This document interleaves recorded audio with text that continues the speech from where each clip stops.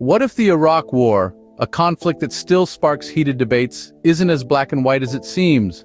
What if the roles of Saddam Hussein, the ousted leader of Iraq, and George W. Bush, the US president who led the invasion, need to be re-evaluated?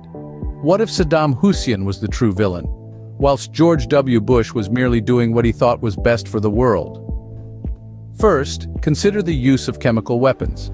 Saddam Hussein didn't hesitate to gas not only Iranian soldiers, but also innocent Iraqi Kurdish civilians in Halabja.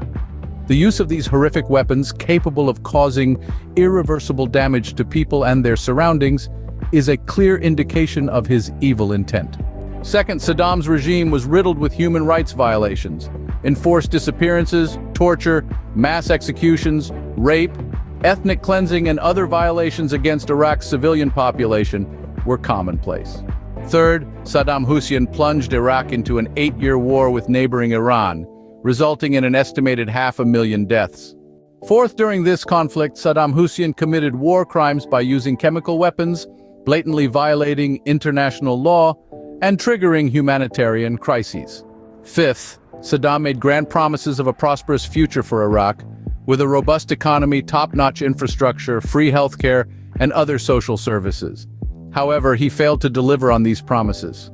Sixth, Saddam ordered the destruction of important archaeological sites in Iraq, obliterating priceless pieces of cultural heritage.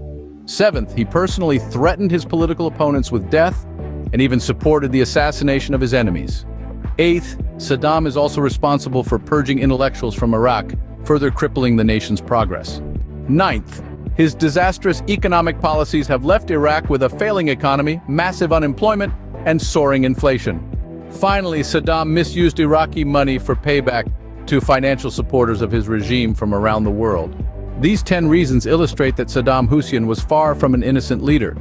His reign of terror caused immense suffering for Iraqis.